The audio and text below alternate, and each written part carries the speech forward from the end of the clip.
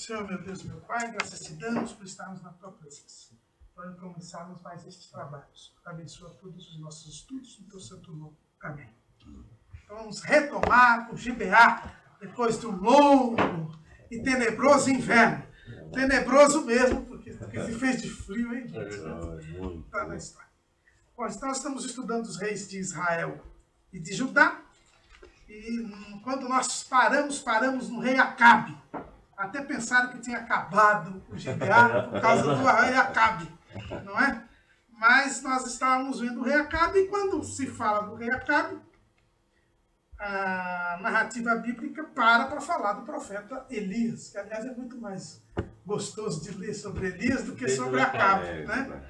Porque é um grande profeta que Deus levantou contra a apostasia que Acabe havia instaurado. Então, vocês sabem que Acabe, ele era o pior de todos os reis de Israel até então.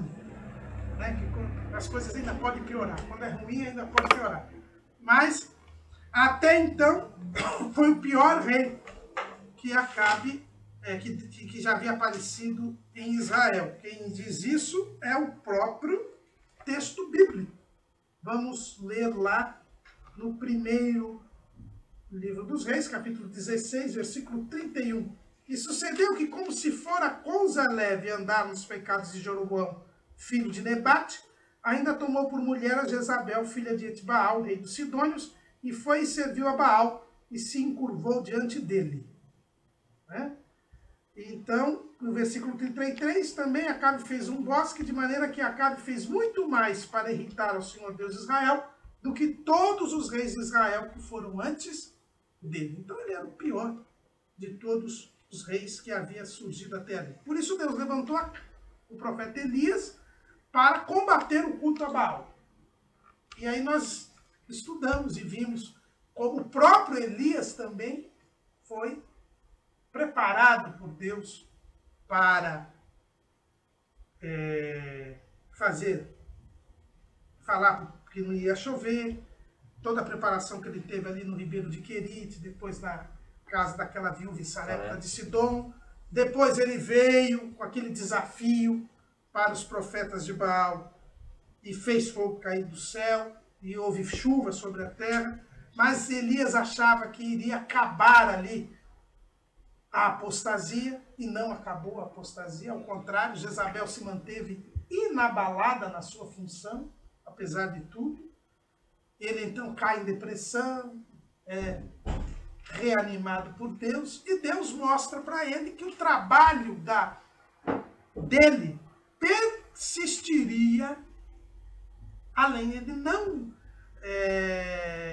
terminaria no seu ministério. Né? Deus iria levantar um outro profeta, que era Eliseu. Deus iria levantar um outro rei, que seria Jeú, que acabaria com a casa de Omri, né, na verdade, que é a casa de Acabe. Então o próprio Elias entendeu que ele era o iniciante de um movimento de restauração. Na verdade, ele pensava que a restauração já poderia ocorrer nos dias dele. Nos dias dele, que ele tinha sido levantado para consolidar a restauração. E na verdade não. Elias apenas iria dar início a algo, inclusive, muito mais profundo e muito maior. Elias, na verdade, ele não sabia que ele estava ali levantado, porque a partir de Elias nós vamos ter uma nova configuração do papel do profeta. Porque nesse momento seria importante, você pretende falar da própria restauração da escola dos profetas, do profetismo? Não, a própria mudança de configuração do profetismo. Porque com Elias, o profetismo ele toma uma nova posição na história de Israel. Tanto de Israel quanto de Judá.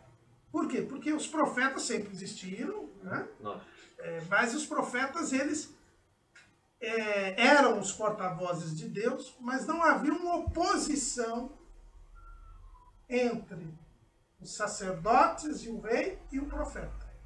O profeta ele não era um opositor. Por quê? Porque até aquele momento não tinha ocorrido a corrupção generalizada, seja da classe sacerdotal, seja do reinado.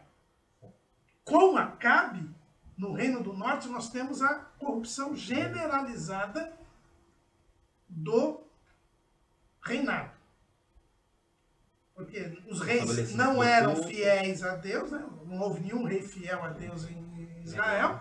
Eles haviam estabelecido um sacerdócio espúrio lá dos bezerros de ouro, desde Jeroboão, mas os reis, embora eles fossem infiéis, eles não haviam ainda adotado uma atitude de ativismo anti-Deus, como Acabe adotou.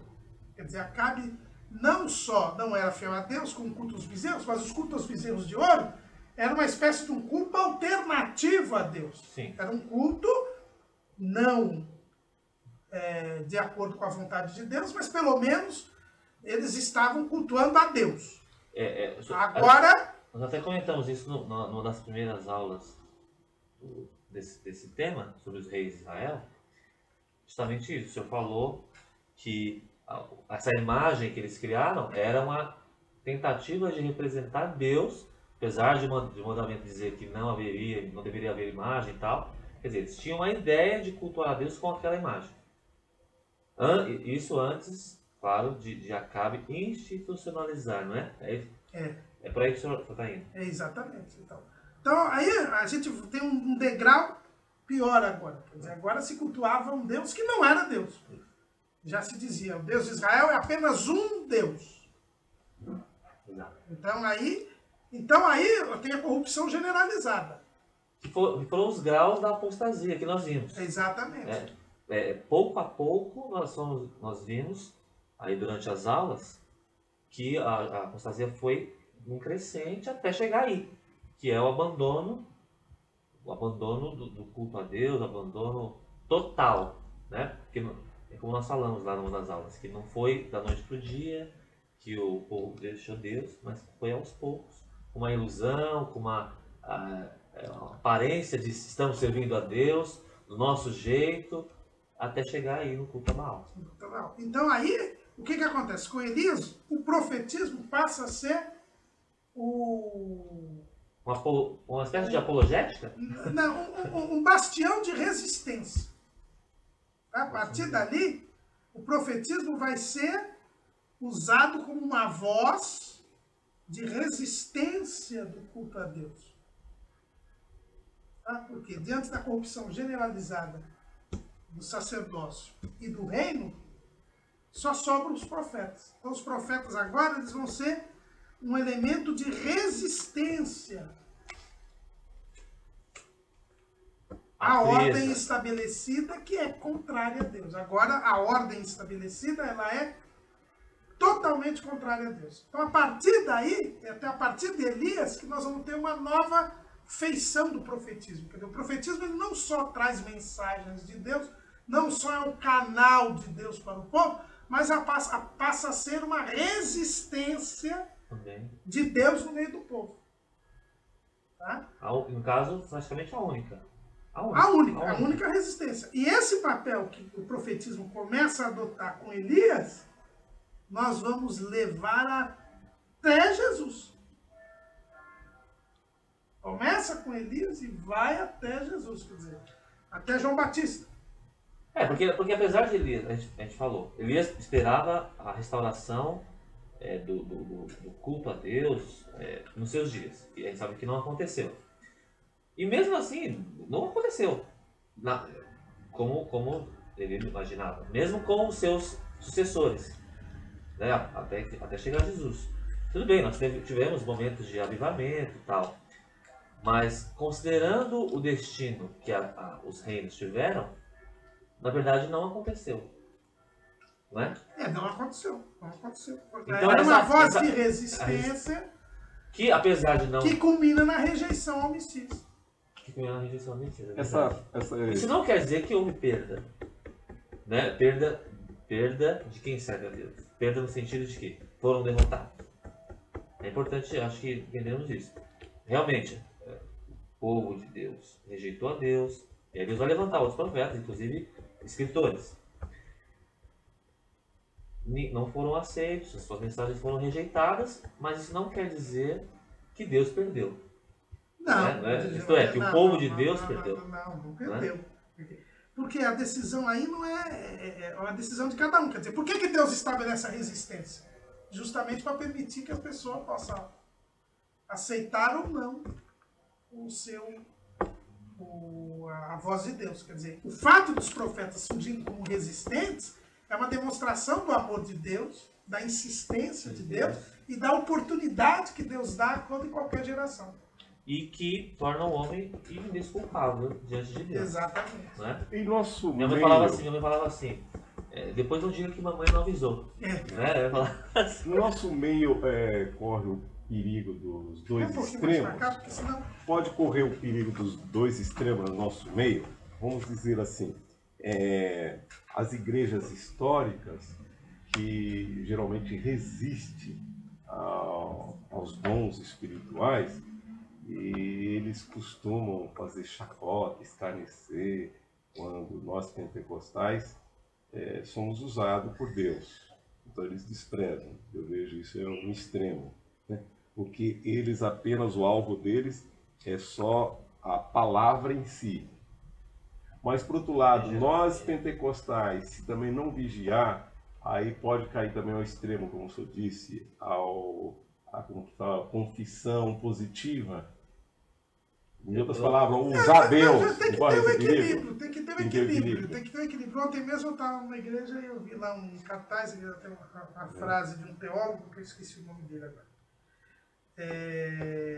Webster, parece, não lembro. Mas ele estava falando que você buscar o poder sem a palavra é o fanatismo que é calor sem luz. Calor sem luz. Calor sem luz, quer dizer, você tem fervor espiritual, mas você está na cega, porque você não tem luz. Tem fervor e... Mas não tem iluminação, não tem direção. Né? E ao mesmo tempo, você buscar palavras sem poder é ter luz sem calor. Aí você tem uma frieza, né? Tem calor que é frieza. Mas eu gostaria de fazer um comentário também. Pois não. Porque nesse caso aí, existe realmente o desequilíbrio. Né? Existe desequilíbrio não só nas igrejas históricas, né? Mas nas pentecostais também. Sabe? E eu vou para o nosso lado agora. Também existe uma resistência muito grande dentro do nosso meio. Eu sinto isso na pele. No nosso meio existe essa resistência. Essa resistência não. A resistência seria quem não aceita a ordem estabelecida. Então, mas existe a maioria que também não quer saber muito da verdade, da Bíblia, do que Deus quer, do que Deus estabeleceu. Não, mas é porque nós estamos numa época de apostasia. Quer dizer, o que caracteriza a apostasia? A apostasia é caracterizada pelo quê? Rejeição. Pela rejeição à palavra de Deus, rejeição à voz de Deus, e a instituição de uma ordem que rejeita. Então, o que caracteriza aqui o período de Acabe é isso, né? É a institucionalização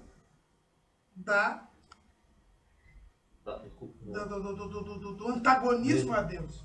Então, se estabelece uma ordem que é contrária a Deus.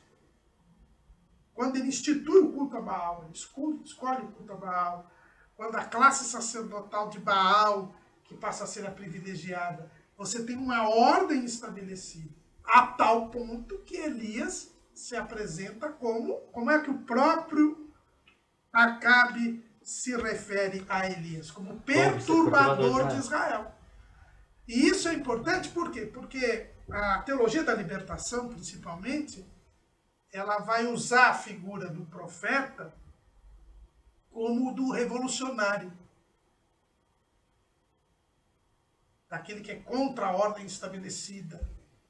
Como que dizendo que a igreja ela precisa se contrapor a ordem estabelecida, precisa fazer a revolução.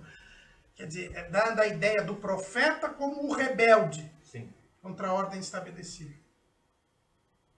É verdade. Até crendo não, até interpretando mal, por exemplo, aquela passagem que fala que Jesus veio trazer espada. Exato. Né? Não veio trazer paz. Porque eles acham isso. A igreja, nesse ponto, ela é antagonista da ordem estabelecida, porque a ordem estabelecida é injusta. Porque a ordem estabelecida é pecaminosa. Porque a ordem estabelecida é contrária a Deus.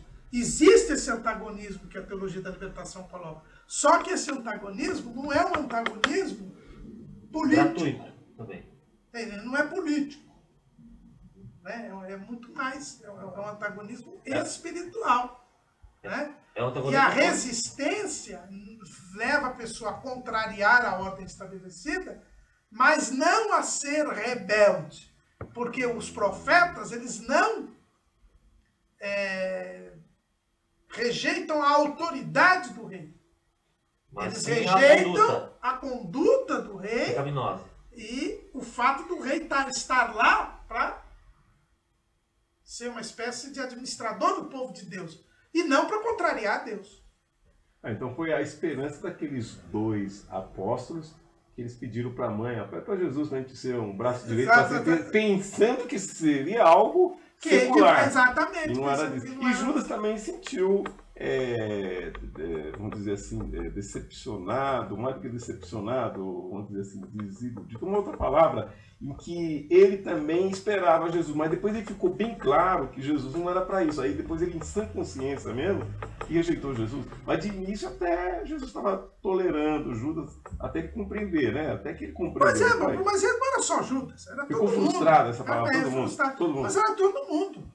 Porque mesmo depois da ressurreição, qual foi a pergunta? Era um novo Davi. Qual foi? Exato. Qual foi a pergunta dos apóstolos? A pergunta foi assim. Restaurarás tudo nesse tempo o reino a Israel? O filho de Davi, mano. Exato. Agora que ressuscitou, agora vai, né? Então, ele é nosso, né? Esse é o problema. Então, com Elias, ele não tinha entendido isso. Deixa eu fazer um comentário. O papel dos profetas passa a ser o papel da resistência a partir de Elias. A partir de Elias. Pensando nisso, nessa questão do profeta, então, nesse tempo tenebroso em que Elias viveu, Israel tinha perdido totalmente o foco do que é servir a Deus, do que é estar na terra, enfim, perdeu o foco. Então Deus levantou Elias, aí depois vai levantar Eliseu, enfim. Hoje também a igreja perdeu o foco. Quando eu digo a igreja, lógico que não, sabe que não é todo mundo, né? Mas a igreja de algum modo perdeu o foco. Exato, tem os 7 mil, né? Por exemplo, nós estamos no dia 26 de agosto de 2013, certo? Estudamos recentemente uma lição na escola dominical, que adota a revista da CPAD, sobre a suprema aspiração do crente. E nós vimos que, lá em Filipenses, Paulo fala que prossegue para o alvo, e nós vemos que o céu é o alvo. E hoje nós vemos um foco totalmente desvirtuado nesse sentido. São igrejas preocupadas tão somente com, por exemplo, construção de templos, com bênçãos materiais, né? E há 1 ou 2 falando do foco. Há um Elias, 2 Elias, Eliseu ali. 7 mil. 7 mil, perto dos bilhões aí. É esta resistência que é necessária e que está sendo também vitimada, não, mas está sendo relegada a sei lá que plano.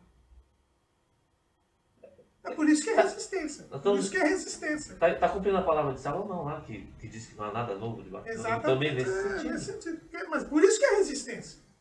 Resistência porque... eu não sou muito bom de física, mas na física, o que faz o papel da resistência lá na eletricidade? Agora estou perguntando. É aquilo que... eu não me lembro bem, mas o chuveiro você não tem resistência? Quando queima a resistência... Não tem uma resistência? Porque a resistência, por que ela chama resistência? Porque ela faz uma força contrária que permite lá que se esquente a água, que faça coisa e tal, né? Uhum. Porque controla a coisa. Então a resistência, ela existe precisamente para, primeiro, provar a presença de Deus no meio do povo, e segundo, para impedir a degringolagem geral. Que aí também vamos lá para Provérbios, que diz que é o papel não que o havendo Espírito Santo profecia. faz. O povo se corrompe. E aqui profecia, quer dizer, palavra de Deus, a presença de Deus no sentido de ter o que Deus fala, não é isso? Porque a gente fala de profecia na igreja pentecostal, todo mundo acha que é o dom de profecia. Mas pode ser simplesmente também. Sim. É a profecia no sentido... Porta-voz de Deus. Quando Tem que você ter um porta-voz de Deus. Quando você disse resistência, está certo eu fazendo essa colocação? Quando Paulo estava pregando para os irmãos de Bereia, e eles estavam atentos, analisando o que o Paulo estava pregando, cada irmão ali, falando nesse sentido espiritual, eles tinham uma resistência espiritual, porque eles estavam conferindo. Posso dizer que eles tinham essa resistência para conferir, no sentido positivo? Não que ele estava resistindo o que Paulo dava, mas estava atento. Sim. Posso falar isso aí, fazer esse pode. então tá bem. Mas não é uma resistência à palavra, porque disse que eles Não receberam de bom grado, né? De bom grado, mas no sentido mas de eles conferir, olhavam. né? Agora você falou, para que serve a resistência? Você falou pra... Não, eu vou pegar aqui. E eu gostei daquela expressão do senhor, que o senhor disse, com Elias o profetismo passa a ser um bastião... De resistência. Bastião de resistência. De resistência a quê? Apostasia. Apostasia? Então aí muda o... É que eu estava até lendo, assim, até os judeus mesmos, os rabinos judeus e tal, eles admitem que com Elias mudou o perfil do profeta. Você falou assim, provar a existência a presença de Deus, não, no povo de Deus, não. A resistência é uma demonstração da presença de Deus no meio do povo. Demonstração. Tá? E aí a gente vai lá em 1 Tessalonicenses, 2 Tessalonicenses. Mas você falou outra coisa. Eu não tinha citado isso aqui, mas eu vou falar. É a bastião da resistência, que é a demonstração da presença de Deus no meio do povo. 2 Tessalonicenses, o que diz? Que é o papel que o Espírito Santo falará na apostasia. Quando Paulo fala da apostasia. Resiste. Exato. 2:7. 2 Tessalonicenses 2:7. Porque já o mistério da injustiça opera. Somente há um que agora resiste até que do meio seja tirado. O papel do Espírito Santo. Ele faz a resistência.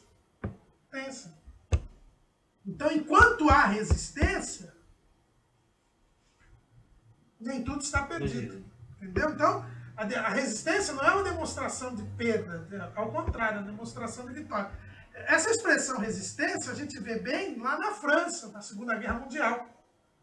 O que era a resistência francesa? Eram aqueles que não aceitaram o acordo do governo da França, a rendição da França com a Alemanha nazista, porque a França tinha um governo, que era o governo de Vichy, né? Que era um governo fantoche da Alemanha, porque a Alemanha anexou uma parte da França, mas instituiu um governo, como se a França fosse ainda um país livre, só que um governo atrelado ao governo nazista. Aí se levantou um movimento contrário a isso, que era a resistência. O movimento se chamou resistência. Eu vou aqui, eu não sou bom de física. E lá em Apocalipse, numa das cartas, também tem alguma coisa parecida com isso, não tem? Com resistência? Mas não é resistência, é manutenção, manter o que... Reter, né? De retenção. Não, mas tem uma carta lá que fala... Reter... Retém o que tem, uma coisa assim, mas não é guardar a coroa lá que eu tô falando. Tem uma carta lá que fala... Deixa eu ver. Apocalipse. Sardes.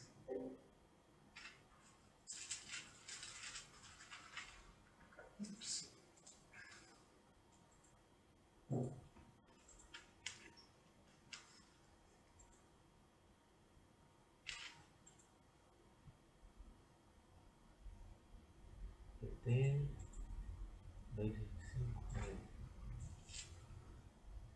Tiatira, não. Aqui, ó. Não é exatamente resistência, mas aqui na carta. Na quarta carta para a igreja de Tiatira, no versículo 25, no 24 fala assim: mas eu vos digo a vós e aos restantes que estão em Tiatira, a todos quantos não têm esta doutrina, que era de Jezabel, de Balaão, não lembro agora, e não conheceram, como dizem, as profundezas de Satanás, que outra carga vos não porei. E o 25 fala: mas o que tendes, retende-o até que eu venha. Isso. De certa maneira, são aqueles que não tinham essa doutrina, quer dizer, aqueles que não tinham se prostituído, não tinham seguido a doutrina de Jezabel. Que aí lembra até esse episódio, quer dizer, essa Jezabel, mesmo a gente entendendo que seja uma pessoa real, né? sim. Mas não deixa de lembra lembrar... aquela Jezabel lembra de Jezabel, que é do período exatamente de os Elias. 7.000 que resistiram. Mas é o que a gente também... retende até que eu venha. Mas é o que também a gente vê na igreja de Sardo. Sardo também? 3 e 4. Mas também tens em Sardo algumas pessoas que não se contaminaram, que não contaminaram seus vestidos, e comigo andarão de branco, porquanto são dignas disso. Então também na igreja de Sardo você tinha um remanescente. Sim. Né? Que esse pessoal da resistência é o remanescente, o chamado remanescente fiel. Que tudo me leva a crer que são poucos na igreja. São Quando eu digo são poucos, perto da quantidade de gente que um dia entrou numa igreja, que se disse convertido, perto disso aí, são poucos na totalidade. Olha a resistência elétrica aqui, olha o que diz o Wikipedia.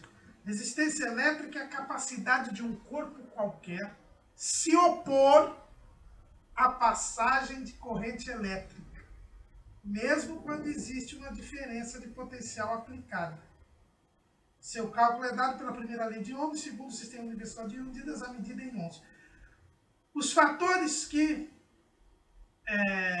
quando uma corrente elétrica é estabelecida em um condutor metálico, um número muito elevado de elétrons livres passa a se deslocar desse condutor. Nesse movimento, os elétrons colidem entre si e também contra os átomos que constituem o metal. Portanto, os elétrons encontram uma certa dificuldade para se deslocar. Isto é, existe uma resistência à passagem da corrente no condutor. Então, o que é a resistência? É aquele que não vai com a corrente. É aquele que não anda segundo o curso do mundo. A maioria. Até o episódio lá. Isso é resistência. Quando o Josafá faz aliança com Acabe, aí o Josafá pergunta: não tem profeta aqui e tal? Aí vamos chamar lá esqueci o nome do profeta. Nós vamos falar dele hoje, né? Vamos falar daqui a pouco. Mica. Eu tenho até uma lição aqui sobre o assunto. Quando vão chamar o profeta, o cidadão que chama lá fala assim: fala o que estão dizendo. Aí ele fala: vou falar. Então, com Elias, a gente vê esse papel, essa mudança do profetismo. E Elias não tinha entendido, ele achava que ele era o cara, né? Ele queria resolver todos os problemas. E Deus demonstra dizer: não, Elias. Primeiro, você não é o único. Existem 7.000 que não se dobraram a Baal. E segundo, você só está começando esse trabalho. Tanto que você vai escolher, eu já escolhi o sucessor para você, que é Eliseu. Quem vai acabar com a casa de Acabe é alguém chamado Jeú, filho de Ninzique, que vai ser ungido como rei de Israel. E ainda eu vou chamar o rei da Síria, que vai ser Azael. Eles é que vão destruir essa ordem estabelecida por Jezabel. Eliseu, um novo profeta, o rei da Síria, Azael, e um novo rei de Israel, que é Jeú. E aí, a Bíblia diz que Elias vai, e ele entendendo que o principal papel era o do profeta, quer dizer, ele entendeu Ele não entendeu a amplitude do que seria o ministério profético. Mas ele entendeu que Deus iria resistir através do profeta. É por isso que ele sai dali e vai separar Eliseu. Eu acho interessante isso. As pessoas não dão muito valor a isso, mas eu acho interessante, porque Deus fala primeiro de Azael, o rei da Síria, depois Deus fala de Jeú, por fim ele fala de Eliseu. Ele vai primeiro com Eliseu. E ele vai primeiro com Eliseu. Por quê? Porque ele percebeu que Deus iria falar através dos profetas. Então, o trabalho primeiro, prioritário, era o de Eliseu. E é por isso que foi... Ele nem vai ungir, né? É por isso que, no fundo, ele vai ungir. Porque alguns dizem que aqui é um erro na Escritura. Porque Deus disse que ele ia ungir os 2 reis e mais Eliseu. E ele só ungiu o Eliseu. Não foi ele quem ungiu o Azael. Quem ungiu o Azael foi o Eliseu. E quem ungiu o Jeú não foi nem o Eliseu. Foi um moço que Eliseu mandou. Aí às vezes, tá vendo? Não, não foi. Porque, na verdade, eles fizeram isso em nome de Elias. Em nome de Elias. Lógico. Porque Elias entendeu que ele precisava primeiro do novo profeta. O trabalho dele era maior do que ele próprio, do que a pessoa dele. Porque era a própria palavra de Deus no meio do povo. Era a profecia. Quer dizer, E aí ele entendeu. Porque quando ele desceu do Monte Horebe, ele desceu com a consciência de que ele era apenas o iniciador de um trabalho de Deus. Agora, Eliseu então pediu a porção dobrada porque ele sentia que a situação ia ser mais agravante do que no tempo do Elias? Por isso que ele pediu? Sim, entendo. eu poderia fazer um comentário para esclarecer também, porque tem gente que acha o seguinte, já que Elias era o homem de Deus e Eliseu também, então significa que hoje também é preciso ouvir os homens de Deus, no sentido de dar prioridade à palavra desses homens e não à palavra. Porque aqui, Elias, tinham que escutar Elias? Tinham. Porque não existia a Bíblia Sagrada do jeito como nós temos hoje. Quando se fala então aqui de escutar o homem de Deus, escutar a profecia, é escutar a palavra. O que você poderia dizer nesse sentido? Não sei se foi claro, vou melhorar minha pergunta. Eu acho que eu entendi. Mas isso aí é que a gente está em outra dispensação. O Espírito Santo está em nós. Lá o povo não tinha o Espírito Santo. Quem tinha era o profeta e naquele instante que Deus usava a pessoa. Então, é por isso que tinha que consultar o profeta, por isso que tinha que ouvir o profeta. Hoje, o Espírito Santo está em nós, a dispensação da graça. É outra coisa, o derramamento do Espírito. Então, cada um de nós tem o Espírito Santo em si. Então, nós temos que ouvir o Espírito Santo. Ele pode até usar alguém em profecia para falar conosco, mas ele não tem que consultar ninguém. Porque se você consulta alguém, ou se você vai atrás da conversa de alguém, você está admitindo primeiro que você não tem o Espírito Santo. E se você não tem o Espírito Santo, você não é salvo. Então, ou você está fazendo de Deus mentiroso. Né? Eu sou salvo, mas eu não tenho Espírito Santo. Então, já é uma atitude de quem não é salvo ou de quem perdeu a salvação. Não tem comunhão com Deus. Exatamente. Então, aí o erro já está aí. Né? Porque nós somos pentecostais e existe no nosso meio essa mentalidade muitas vezes. O que é terrível. Mas é gente que não conhece a palavra. É herege, né?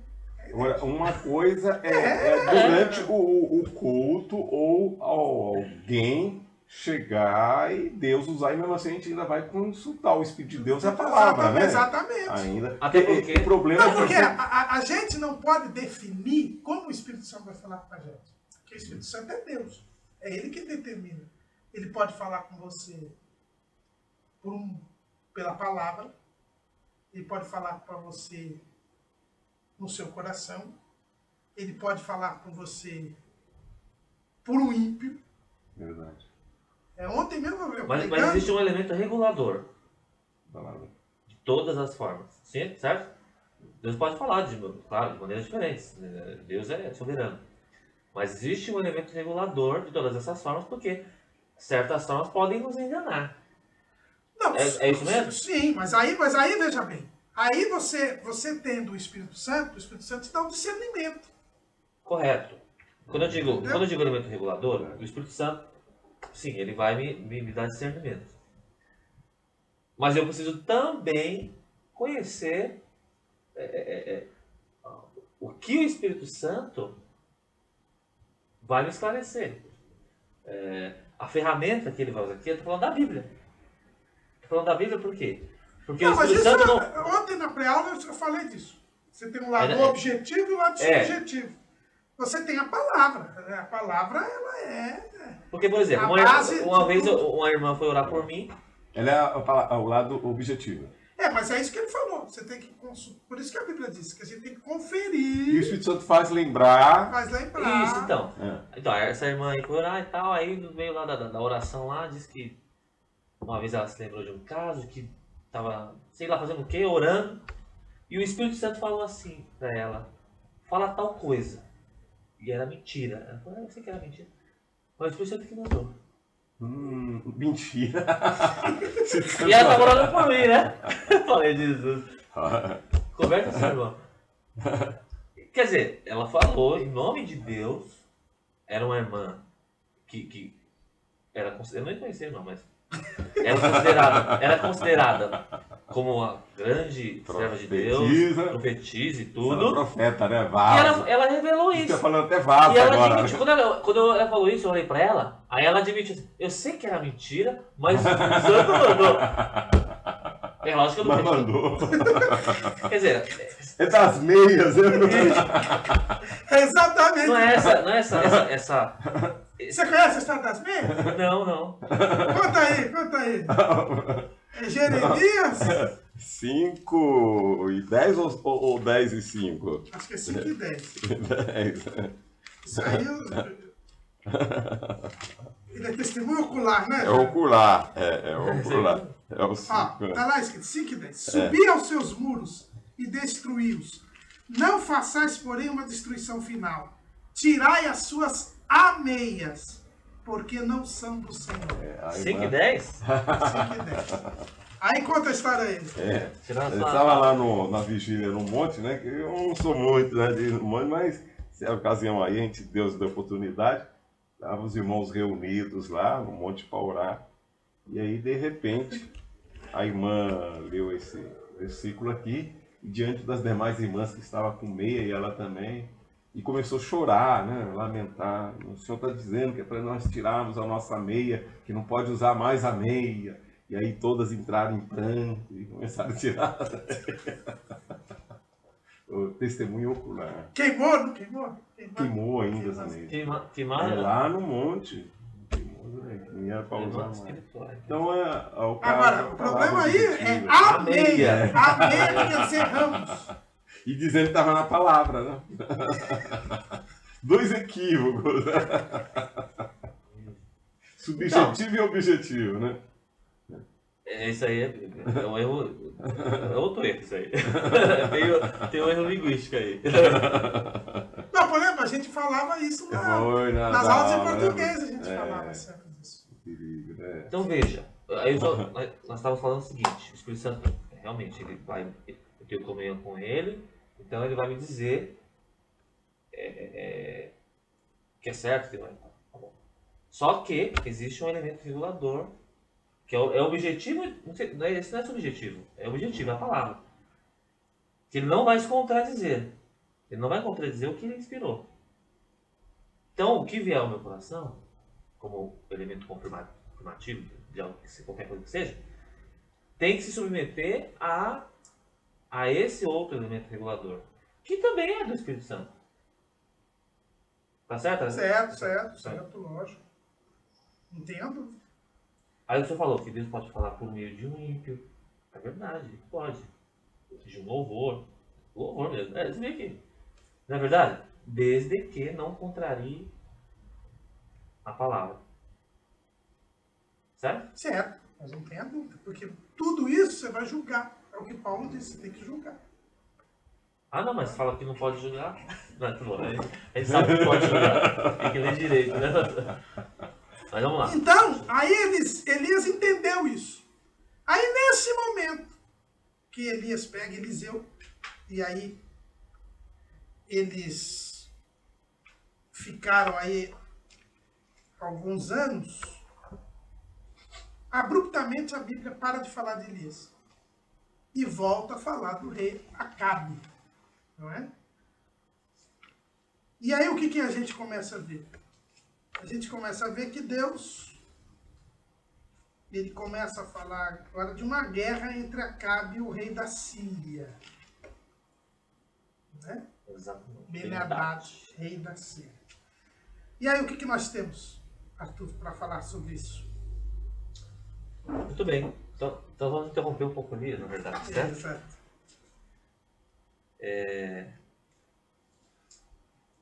Então, Acabe vai entrar em guerra com Ben-Hadad, tá certo? E Ben-Hadad, na verdade, Ben-Hadad vai ameaçar Acabe, de certa forma, é isso? Aqui no versículo, aqui em 1 Reis, capítulo 20, versículo 2 e 3, fala assim, fala Ben-Hadad, Ben-Hadad é o rei da Síria. Isso. É o sujeito aqui. Enviou à cidade mensageiros a Acabe, rei de Israel, e disse-lhe: Assim diz Ben-Hadad: A tua prata e o teu ouro são meus, e tuas mulheres, e os melhores de teus filhos são meus. E respondeu o rei de Israel e disse: Conforme a tua palavra, ó rei meu senhor, teu sou eu e tudo quanto tenho. De certa maneira, Acabe tenta, no começo, parece mostrar um pouco de aceitação da ameaça, vamos dizer assim. Ameaça não, mas do que Ben-Hadad diz, né? E aí no versículo 5 fala: Tornaram a vir os mensageiros e disseram: Assim fala Ben-Hadad, dizendo: Ainda que eu te mandei dizer, tu me hás de me dar a tua prata e o teu ouro e as tuas mulheres e os teus filhos. Todavia amanhã a estas horas enviarei os meus servos a ti, e esquadrinharão a tua casa e as casas dos teus servos, e há de ser que tudo o que for aprazível aos teus olhos o meterão nas suas mãos e o levarão.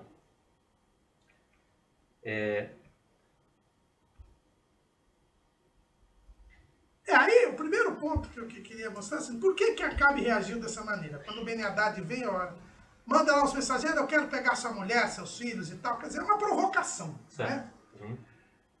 E ele aceita. Por que ele aceita? Porque essa era a linha de Israel desde Onri. Lembra que eu disse que Onri era a amizade, a simpatia com os outros povos a todo custo. A extrema tolerância. A todo custo. Foi assim com Onri, foi assim que Onri estabeleceu, tanto que até Israel e Judá estavam em paz, nunca tinham estado em paz, até com Judá eles fizeram paz. Era a onda do politicamente correto.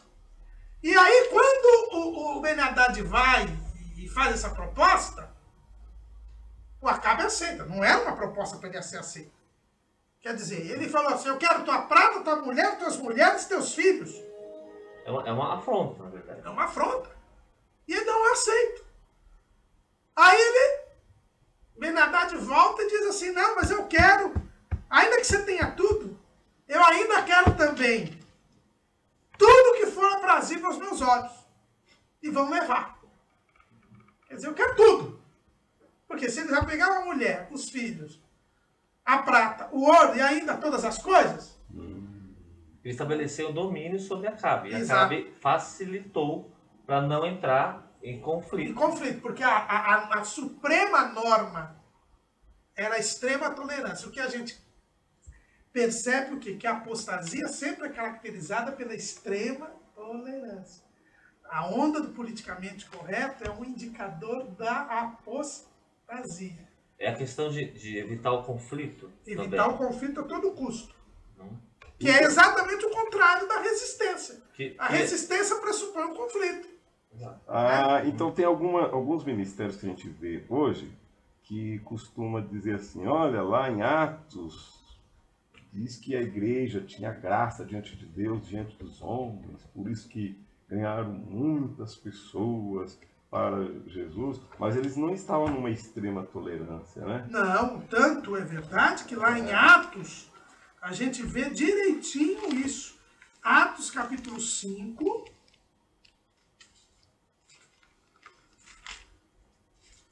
Atos capítulo 5.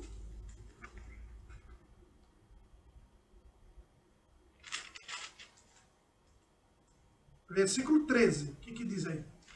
13. Quanto aos outros, ninguém ousava ajuntar-se com eles, mas o povo tinha-os em grande estima. Não ousava juntar-se com eles. Por quê? Nem se atreviam a se juntar, porque sabia que aquele povo era diferente. Embora eles tivessem um bom testemunho. Tanto que as O pessoas tinham povo grande tinha estima. grande estima por ele. Tá certo? Mas isso não quer dizer que havia mancomunação. Exato. E tanto não havia tolerância que esse é o mesmo capítulo do episódio de Ananias e Safira. Exato. Possivelmente não, a igreja era bem vista, benquista, porque naturalmente fazia o que era bom. Não só internamente, mas socialmente. Ao mesmo tempo, não se corrompia adotando práticas mundanas, né? Como, por exemplo, se vê também hoje, que a igreja com interesses de atrair pessoas, aceita práticas que são dessas próprias pessoas que ela quer conquistar. Como, por exemplo, as baladas gospel, como, por exemplo, festas rave gospel, enfim, essas práticas que fazem, na verdade, não com que a igreja consiga atrair, mas com que ela se perca. É isso mesmo? Exatamente. Então ela não vai ter essa influência, ela não vai. É a ideia da tolerância, vão aceitar todo mundo. Em vez de combater o erro e, por causa disso, sofrer a afronta, a igreja muitas vezes prefere aceitar para não ser mal vista. E qual é o resultado disso? O resultado disso É que a afronta continua. E haverá a opressão do mesmo jeito. Ou até a dizimação. Porque o que Jesus disse? É a questão de ser sal da terra. Se o sal for insípido, para nada mais presta, a não ser pisado. para ser pisado. Exato. É o que aconteceu aqui. Ele quis contemporizar com Ben Haddad e Ben Haddad abusou. abusou, não. Aí não teve jeito. Acabe chamou os anciãos e disse: oh, você é obrigado a tomar uma atitude. Aí os anciãos e o povo é que falaram para ele: não lhe des ouvido nem consintas. Quer dizer, ele ainda chamou o povo para ver se ainda... Porque ele falou: eu não posso tomar uma atitude dessa, de entregar tudo, sem o povo. Aí ele disse: olha, tá vendo? Ele tá querendo uma ocasião. Tá? Foi o povo que falou para ele: não consinta com isso. Porque se fosse por ele mesmo... Já abria as Então a porteiras. guerra veio... Foi a primeira guerra do governo de Acabe. Veio por... obrigado pelo povo. Quer dizer, o povo se viu ferido no seu orgulho, na sua identidade nacional. Viu um rei covarde, né? Exatamente. Um rei fraco, que não era capaz de se opor a nada. Não é? Então, e aí então, porque o povo mandou, é que ele foi à luta contra o rei da Síria. E aí, continua.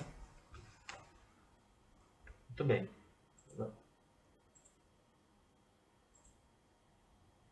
Podemos falar do profeta? Pode. É exatamente a passagem. Aqui na continuação, versículo 1 Reis ainda, 20. Cadê? O 13, né? 20 e 13 que a gente está. Não, para falar do profeta, eu digo. Então, o primeiro profeta que aparece aí é o 13. E eis que um profeta se chegou a Acabe, rei de Israel, e lhe disse: Assim diz o Senhor: Viste toda esta grande multidão? Eis que hoje te entregarei nas tuas mãos, para que saibas que eu sou o Senhor. E disse Acabe: Por quem? Ele disse: Assim diz o Senhor: Pelos moços dos príncipes das províncias. E disse: Quem começará a peleja? E disse: Tu. Então contou os moços dos príncipes das províncias, e foram 232. Depois deles contou todo o povo, a todos os filhos de Israel, 7.000. E saíram ao meio-dia, e Ben-Hadad estava bebendo e embriagando-se nas tendas, e eles reis, e os 32 reis que o ajudavam. Então, a primeira coisa que a gente observa aí. Quando Acabe foi levado à guerra, Deus manda um profeta, que não era Elias. Você vê que Elias caiu no ocaso. Né? Um outro profeta, Deus levantou e chegou para ele e falou: Você vai ganhar a guerra. Porque eu vou entregar vocês nas suas mãos. A guerra era da vontade de Deus. Era da vontade de Deus. O conflito era da vontade de Deus.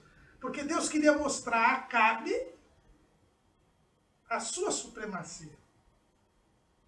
Quer dizer, apesar de ter caído fogo no céu, tudo, mas Deus quis mostrar para Acabe que Deus era Deus. E que Deus não queria aquela política de alianças. Aquela extrema tolerância. Não é? Então, Acabe foi levado. E Acabe perguntou: por como? Então, como? Se Deus vai me dar a vitória, como é que eu faço para começar a guerra? Então, Deus dá até a estratégia. E Acabe segue a estratégia. Aí a gente volta a falar o que a gente já falou em outras aulas sobre o Acabe. O Acabe era um cidadão que sabia que Deus era Deus, mas não se convertia a Deus. Né? Queria tirar a vantagem de Deus. Na guerra, já que ele estava indo para a guerra, ele não queria ir para a guerra, e já que Deus disse que ele ia dar vitória, ele pediu a estratégia. E Deus deu a estratégia e ele teve a vitória. Foi o que um irmão estava dizendo assim, né? Olha, se aqui na igreja aqui tivesse milagres, todo dia chamar mais a atenção do povo e tal, para assim, olha, milagres maiores que houve lá não há milagres maiores que houve no deserto, né? Que o povo caminharam 40 anos e tal. Um milagre, ele até deixa as pessoas alegres, mas a fé não vem pelo milagre, né, Wilson? Jesus sustentou quantas pessoas todo dia atrás dos pãezinhos. E chega uma hora que Jesus, você tem que trabalhar pelo pão que permanece. Então, milagres, só ver, não é, todos nós gostamos, mas não é o suficiente, né? Não pode basear uma fé no milagre. Porque é aquela história, a fé é a prova das coisas que não se veem. Se você fica precisando ver para crer, você não anda por fé, você anda por vista. Por isso que o crente não pode... E é por isso que o inimigo faz sinais e engana o povo. Os sinais vêm confirmar a palavra. Né? Depois da palavra, os sinais. E o Acabe aqui creu naquilo que Deus falou. Porque se você for ver assim, por onde eu começo? Ele contou pelos moços dos príncipes das províncias. Quantos moços tinha? 232. Menos do que o de Gideão. Menos do que o de Gideão. É? Aí depois ele contou, todo o povo tinha 7.000. E Ben-Hadad, quanto que tinha? Só 32 reis que o ajudaram. Imagina, hein? Não é? E o que aconteceu? Deus Deu a vitória. Deu a vitória. Deu a vitória. Né? E o rei escapou a cavalo. E aí, então, o profeta voltou a falar com o rei. Isso. Aí é no 21. 22, né? É 22, é. Isso. Então o profeta chegou-se ao rei de Israel e disse: vai, esforça-te e atenta, e olha o que hás de fazer, porque no decurso do ano o rei da Síria subirá contra ti.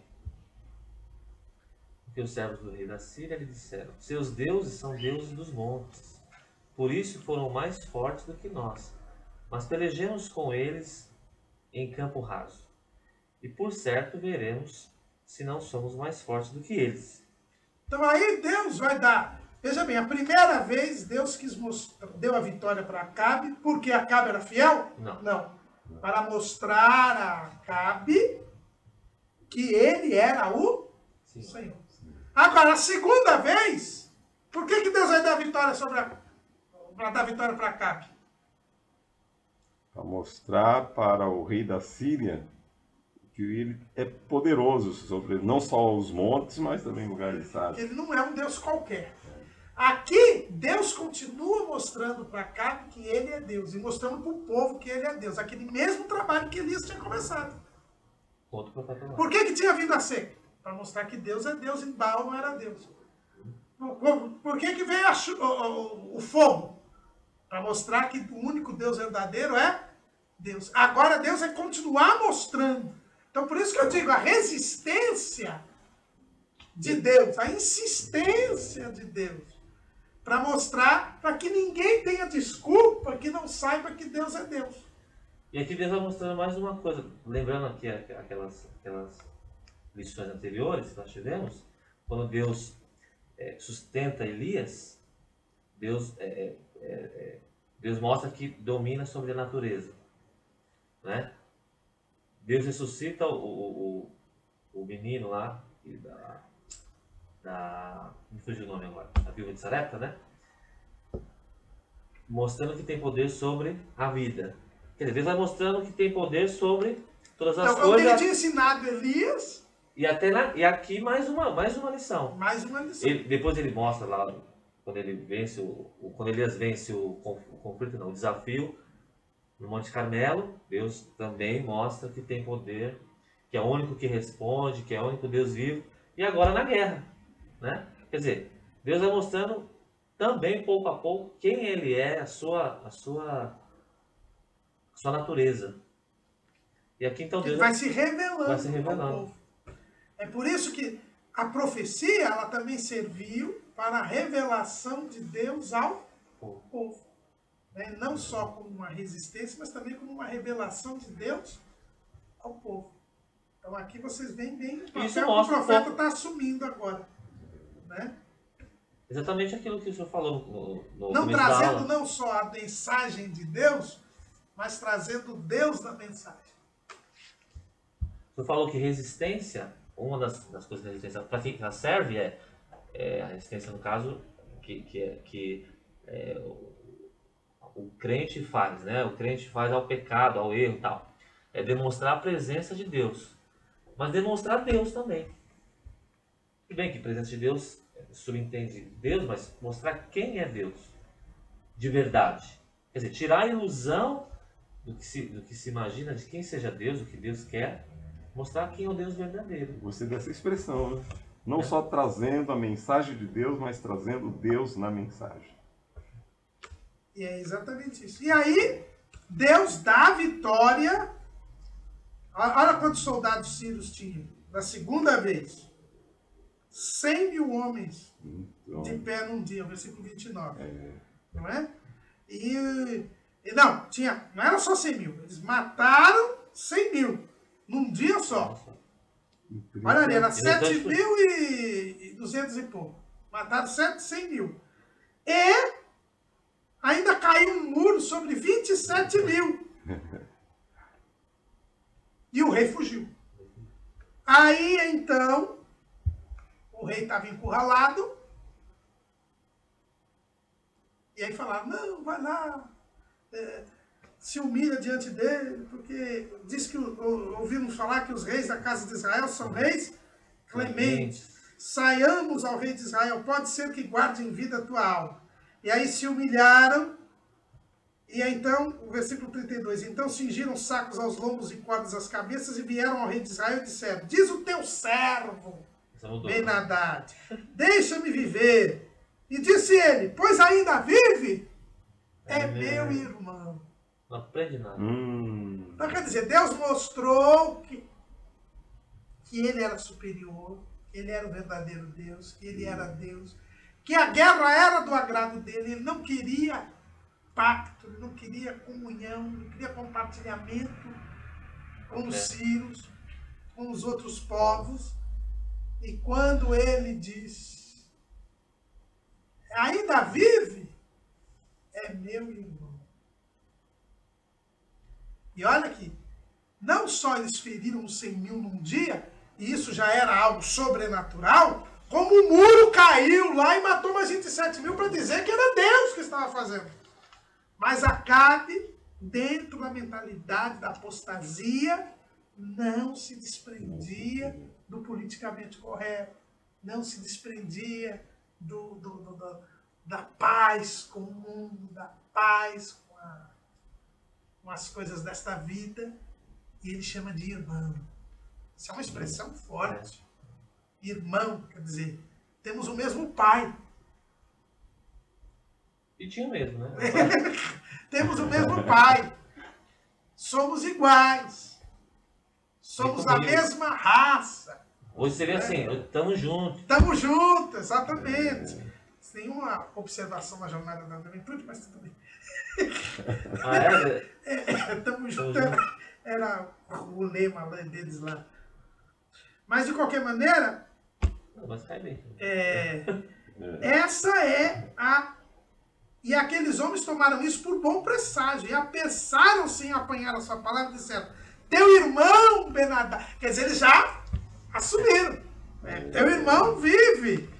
E ele foi, e foram lá, e aí ele faz um acordo com ele. As cidades que meu pai tomou de teu pai, das restituirei. E faze para ti ruas em Damasco, como meu pai as fez em Samaria. Lembra que a gente colocou isso aqui quando a gente estudou Onri? Sim, sim. Que é a mesma política de Onri. Quer dizer, o rei da Síria já tinha feito ruas em Samaria. E agora eu quero que você faça, quer dizer, como se tivesse um bairro lá, sírio, em Samaria. Agora eu quero ter um bairro israelita em Damasco. São todos iguais, são todos juntos. Não é? E fez aliança e o deixou ir. Tem o seu modo de viver aqui mesmo, entre nós, né? Exatamente. Tem o seu estilo de vida aqui conosco. Agora, tem que tomar cuidado, né, para não cair no extremo da cristã do Brasil, né? Não, sectarismo. Né? Mas veja bem. Não é questão de ser sectário. É questão de... Veja bem, era um povo idólatra. Um povo que tinha desafiado a Deus. O que falta é eles discernir isso nós, porque eles não querem nos chamar de irmão, porque eles acham que nós somos idólatras. Exatamente. Mas isso já está decaindo. Aliás, vocês sabiam, eu não sabia. Quando eu fui agora para Rondônia, eu encontrei lá o pastor Alberto. Nenhum de vocês dois foi comigo para Araçatuba, não? Não, foi o Eliseu, né? Exato. O pastor Alberto eu conheci lá, que ele é de Campinas, lá em Rondônia. Aí ele me falou, vocês sabiam que a congregação cristã do Brasil também dividiu? Tem um ministério agora, tem o Braz e tem um ministério de Jandira. Sério? Eu não sabia, depois vocês vão lá na internet, eles têm até um site. Tem. Que diferença? Um pode ler livro e consultar o outro? Não, porque esse ministério de Jandira diz que o ancião-chefe que está agora lá no Braz, diz que ele já, quando assumiu, já houve uma turma que não queria que ele assumisse e tal. Aí diz que ele começou a determinar algumas coisas, por exemplo, que não pode mais glorificar a Deus quando está dando a palavra. Aí muita gente diz que ele está inventando coisas, então vamos voltar aos princípios e tal, e dividiu. Olha, Tem ministério de Jandira. Eu não sabia. Eu não sabia disso. Eu não sei se está mudando, mas eu vi um... Mas esse pensamento deles aí já tem mudado um pouco, né? Até eles têm mudado um pouco. Então, eu estava ouvindo o programa do pastor Paulo Romero, na rádio, agora, sábado. Aí tem um momento lá de perguntas, né? E tinha um ouvinte que mandou uma pergunta sobre o livro lá. Sei o que você pode falar da passagem. E era da congregação. Até estranhei, né? Eles ouviram no rádio, né? Ele é raro. E também perguntando Não, uma agora coisa já da tem vida. CD, já tem sites na internet. Então, Não, e eu vou pôr aqui. A própria ideia de querer saber da Bíblia, estudar, não tem. Não, quer dizer, pode ser que esteja mudando. já Não sei vão se, um não passo, sei se é né? só, é um grande passo, né? só um, né? Não, mas já tem gente, já. O próprio Vitor tinha aluno da congregação. Tinha? Aí, Lá no núcleo. Eu até conheci. né? Muito bom. Congregação Cristã Ministério Jandir. Pra vocês verem aqui. Eu fiquei assim, pasmo. Aí com isso cria novos Olha aqui, ó, Ministério CNPJ, Jandir. CNPJ cria novos. CCM Jandir, ó. Ministério Jandir, Congregação Cristã. Ó, Congregação Cristã, Ministério de Jandir. E outro não é ministério. Que ministério que é? Não tem, né? Ela não põe nome, mas o pessoal está chamando de Braz porque a sede deles nacional é aqui. Aí lá tem que criar outro CNPJ, será? Criou, né? É, né? Ah, Olha lembra aqui, da... ó, congregação. esclarecimento do início desse Com com isso, muitas outras igrejas vão atrás. histórico. Não, e tem muita Arrasta. igreja, diz que tem muita igreja que está desligando daqui para ligar lá. Quer dizer, o de lá que vai continuar no meio da palavra. Não, mas na verdade glorificando. eu acho que essa diferença tem, Essa mas, diferença. mas eles têm. E eles falam aqui, ó. Histórico de crescimento, ó, eles falam aqui, ó. Começou em 15 de outubro de 2010. E já tinha, em 2013, já tinha 220 pontos de culto. Olha, Até 30 de junho. Começou com 4 pontos de culto em 2010 e já são 220. Alguns não sabem, os que sabem ficam com vergonha, né? Ó, e eles põem aqui, ó, Ministério Jandir aqui, ó. A igreja. Congregação que está agora no Ministério. Pois é, até lá, né? Até lá chegou. A gente não fica contente com isso, porque divisão nunca é bom, né? Nunca é bom. Mas eles eram um exemplo bom. Beleza. Então aí o que acontece? Quando ele faz essa aliança, o que acontece? Bene Haddad. Temos que ler aqui. Vamos ver. Versículo 30. Qual foi o último comentário? Foi essa aliança, no 34, né? 34. E aí o que aconteceu? A Bíblia fala que um dos homens dos filhos dos profetas, né, pediu para que um homem o ferisse. O homem recusou feri-lo. E aí um leão veio e matou esse homem que recusou ferir o filho do profeta. E aí depois encontrou outro homem e o outro homem o feriu. E aí então ele foi até o caminho, se disfarçou, com cinza sobre os seus olhos. E quando passou o rei, ele repreendeu o rei Acabe. Né? Primeiro contou uma historinha. Olha, guarda-me esse homem, se vier a faltar, será a tua vida em lugar da vida dele, ou pagarás um talento de prata. Sucedeu, pois, que estando teu servo ocupado de outra parte, entretanto desapareceu. Então o rei de Israel lhe disse, esta é a tua sentença, tu mesmo a pronunciaste. Então ele se apressou, tirou a cinza, e o rei reconheceu que era um dos profetas. E disse, assim diz o Senhor, porquanto soltaste da mão o homem que eu havia posto para a destruição, a tua vida será em lugar da sua vida, e o teu povo em lugar do seu povo. E foi-se o rei de Israel para sua casa, desgostoso e indignado, e veio a Samaria. Qual foi o resultado? Quer dizer, primeiro, olha que interessante. Tem essa primeira passagem aqui desse filho do profeta que pede para um homem para que ele ferisse o profeta. E ele não aceitou. E esse homem morreu por causa disso. É uma dessas passagens que a pessoa não entende. Queria um profeta? Não foi aqui? Feriu? Era um filho do profeta, né? Pediu para ser ferido por um homem, porque ele queria ser ferido para ir ao encontro do rei Acabe para dar uma mensagem para ele. E o homem recusou. Inferiram. Inferido. Mas não foi no sentido de respeito, não. Mas não tem que obedecer a palavra. Mas veja bem, foi no sentido de respeito, mas Deus mandou um leão e esse leão matou o homem. Ele não quis obedecer. Por que tem essa passagem? A gente fez, mas que Deus cruel. Não é? O homem não quis ferir porque era contra a lei ferir alguém. Por que ele não quis ferir e morreu por causa disso? A gente parece que... Mas esse homem aqui representa exatamente o estado de espírito de Israel. De não querer ouvir a voz de Deus. É a apostasia. Se um profeta vem e fala, me fere, e ele diz, não vou ferir, então ele diz, então você vai sair daqui e vai morrer. Se fosse você, o que você faria? Ferir. Não, então eu vou ferir.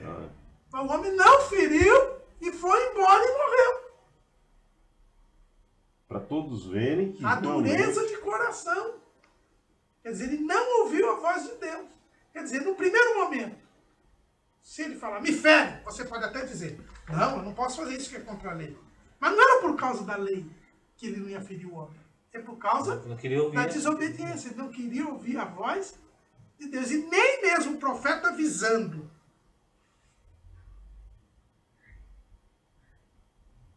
que ele iria morrer, ele seguiu o caminho dele.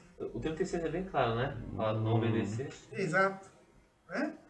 Então, e como dele se apartou, olha aqui, e como dele se apartou, um leão o encontrou e o feriu. Então, quer dizer, como é que Deus mata um homem desse só porque ele quis cumprir a lei? Não, não é porque quis cumprir a lei. Mesmo avisado pelo profeta que ele iria morrer, ele não quis saber. Isso mostrava o estado de espírito do povo. Por quê? Porque o povo fez Acabe ir para a guerra. Deus deu a estratégia. Deus avisou que daqui a um ano ele voltaria. Deus deu a estratégia de novo. Eles tiveram grande vitória. Acabe fez acordo com Ben-Hadad e o povo calou-se. Então, quer dizer, quando o povo levou Acabe para a guerra, não levou Acabe para a guerra por temor a Deus, por querer quebrar a convivência com os outros povos. É porque eles estavam com orgulho ferido. Porque eles não queriam perder os bens. Por isso que eles levaram Acabe para a guerra. E mesmo Deus mostrando que a guerra era do agrado deles, eles não queriam agradar a Deus. Eles foram para a guerra, mas eles não agradaram a Deus. Eles não queriam agradar a Deus. Isso é interessante, porque lembra daquilo que Paulo escreveu aos Filipenses, daqueles pregadores que pregavam por inveja, por porfia, por contenda. Então, às vezes tem gente que está fazendo o que é do agrado de Deus, mas não querem agradar a Deus. Eu gostei dessa palavra, fazendo o que é do agrado de Deus? É do agrado de Deus. Mas eles não querem agradar a Deus. Como, por exemplo, a pregação, né? E essa é mais outra característica do apóstata. O apóstata, muitas vezes, faz o que é do agrado de Deus, mas não quer agradar a Deus. No tempo de Jesus estava muito isso daí lá no templo, Sim. né? Também? Sim. Uma das características da apostasia. Então, essa passagem aqui parece que até meio fora de lugar, né? O que tem a ver esse homem? Tem que ferir e tal. Mas ele não quis agradar a Deus. Porque o povo de Israel não quis agradar a Deus. O problema não era só o rei. Era o povo também. Fazer o que é do agrado, mas sem agradar. Mas sem agradar. Por exemplo, realizar a obra de Deus sem estar em comunhão com Deus. Por exemplo, fazer um trabalho que é necessário para o crescimento da igreja, para a manutenção da igreja, mas não é de coração. Exatamente. O que por aparência. O que o senhor Quer diz? dizer, até agrada. Quer dizer, agrada a Deus não. Não agrada a Deus. Deus não recebe. Exatamente. Certo? Porém, o trabalho é feito. O trabalho é feito. O que o senhor diz? Vamos supor, um irmão, ele tem o temor de Deus, vamos dizer assim, no decorrer do tempo. Estava casado 20 anos. Aí depois ele conta a história que durante os 18 anos de casado, o relacionamento estava bem. Depois de 18 até 20 anos, 2 anos depois, o relacionamento não estava sendo muito bem. A esposa com muito conflito e achando, olha, ele vai me suportar, jamais ele vai pensar em divórcio, porque ele é um servo de Deus, é obreiro, e ele vai me suportar mesmo. Agora eu tenho certeza que ele vai me suportar. Aí ele diz, olha, durante 3 anos fui suportando, mas fui avisando, olha, numa boa, eu não estou aguentando, cuidar. E ela desdenhando, não, você nunca vai me largar, vou realmente oprimir você, porque você é homem de Deus, vai ficar mal para você diante da congregação e diante de Deus. Então eu vou oprimir mesmo você. Mas aí depois passa 3, 4 anos, ele viu que não estava suportando mais, aí ele disse que pediu para Deus autorização, eu vou mesmo largar essa mulher que já passaram-se 4, 5 anos e cada dia mais a opressão é grande. Aí separou da mulher. Quando separou da mulher, passado mais ou menos 1 ano, 2 anos, aí conheceu uma outra irmã e se juntou com a irmã, não esperou regularizar ou pegar divórcio da ex para poder casar com essa, se ajuntou. E aí se ajuntou e está indo bem com essa irmã.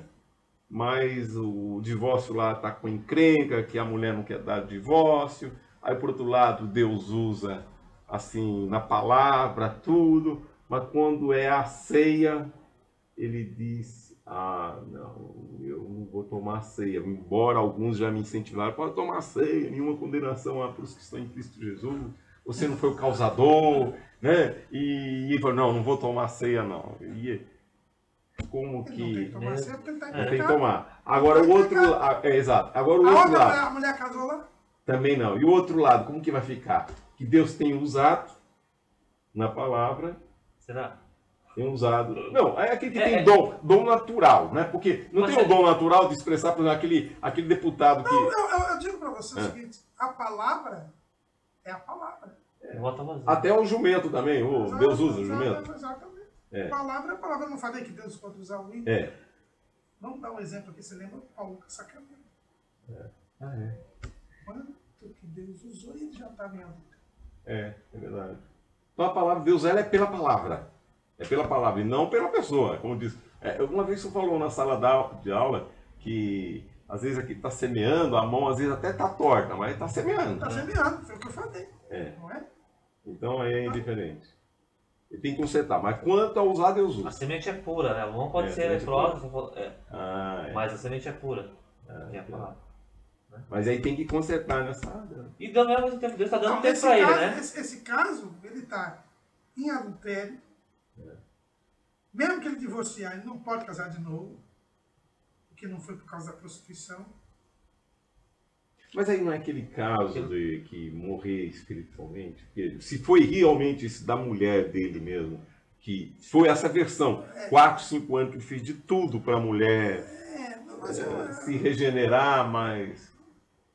Regenerar como? Mas não é um caso da Amélia, professor? Não é um caso mas o caso da Amélia foi... o caso da Amélia foi diferente. Veja bem, no caso da Amélia, a Amélia não arrumou outro. Serou primeiro. Aí ele arrumou outra, que também já virou bandido. Olha, veja bem, ele virou bandido, se provou que ele tinha mentido para ela, que ele já era bandido de lá, não é? Depois arrumou outra, começou a se prostituir também. Aí ela casou novamente. Né? Esse aí não consta que a mulher seja bandida, não consta que ela tenha se prostituído. Mas e ele já se juntou com uma pessoa. Mas e aí se ele, vamos dizer, se ele com o coração contrito, assim, quebrantado, Deus perdoa, nessa situação Mas tem quem jeito arrepende, de regularizar? Arrepende. Deixa, né? Mas aí deixa essa daí agora que ele tá indo bem? Esse indo bem que eu digo, o que é ir bem? Não, Como porque é que uma pessoa segundo, pode ir ele bem? disse que ela realmente é uma serva de Deus, Não eu é. conheço. Não é. Só aparência, né? Porque se fosse uma serva de Deus, não estava em Ela- pecado com ele. É. Mas aí não cai no caso da pecadora, que aí nessa hora, o caso de Judá, né, com Tamar, Deus não releva isso daí. Vê, olha, realmente você tropeça. Porque ele usa o argumento que o justo pode cair 7 vezes. Ai. Mas ele pode cair, mas ele continua caído. Ele não levantou. A Bíblia diz: quem arrepende, quem confessa. Porque ele até deixa. compartilha comigo, fala assim, olha, eu tenho certeza, é só eu regularizar essa situação, ela é uma, pelo menos aparentemente assim, Não, ela não é serva diz- de Deus. Não é serva de Deus. Porque uma mulher que junta com um homem sem casar é serva de Deus. Não tem temor a Deus. Né? Porque eu estive conversando com ele e até nessa parte, até citou do Antigo Testamento, que não tinha problema de poligamia, né? Mas isso não é argumento. Não tinha problema de poligamia. É o seguinte, a poligamia nunca foi aceita por Deus. Mas Deus suportou, é isso que ele fala. Aí Deus acaba me perdoando, me suportando, eu me humilhando, para começar tudo de novo. Aí é o preço, eu estou pagando. Não pode ter essa saída, porque ele veio. É tudo desculpa. Mas isso é tudo desculpa. Mas aí é como que ele vai, além, ele vai, por exemplo, abandonar essa daí, essa segunda. Tem filhos, e ele está tão enrolado. Ele teve filhos com essa? A nova? Não, ainda não tem. Não tem. Mas ele tem filhos com a primeira, e essa daí também tem filhos com o outro. E os dois estão sujeitos a ser presos, porque já faz 4 meses que não paga a pensão do filho. Tanto ele e tanto ela. Você tem a prova evidente que isso aí não é de Deus, irmão.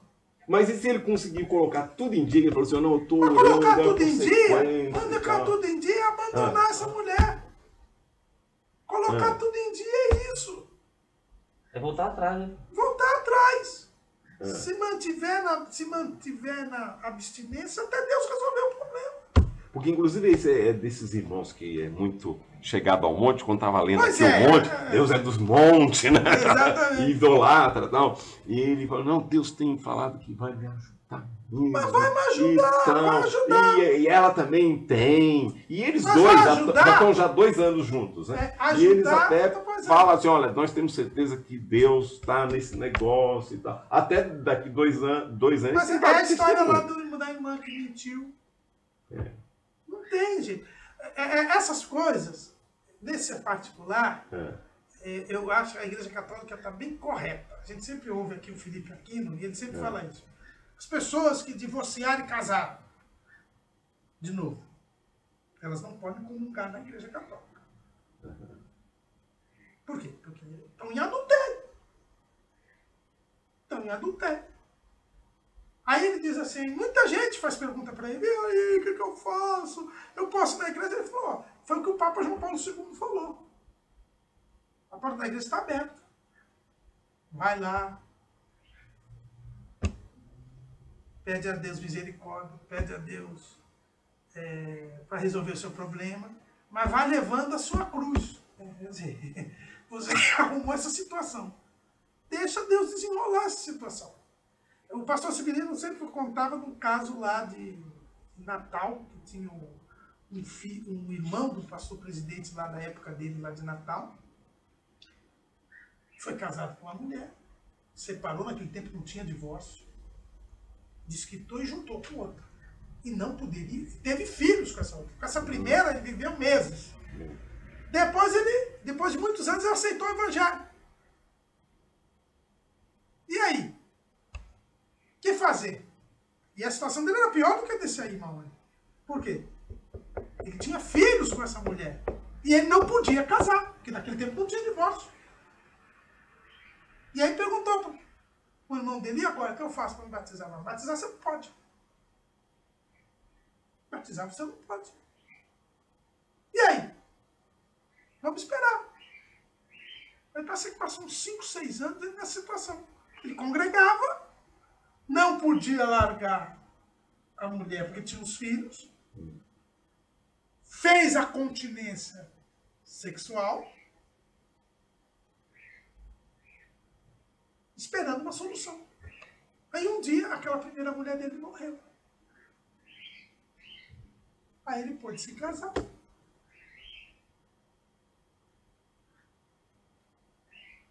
Batizou? E batizou. Então, mas aí como que... Agora, naquele tempo, naquela situação. Agora, esse irmão aí, quer dizer, ele arrumou para a cabeça dele. E ele está falando, Deus vai me ajudar, mas eu não abro mão de ficar com essa mulher. Que eu arrumei. Prevalecendo, né? Quando que essa união... Porque ele até, com outro argumento, ele entrou também. Ele falou assim, olha... Não, mas ele pode trazer vários argumentos. Aí ele falou assim, sobre a mulher, aquela mulher que teve 5 maridos, né?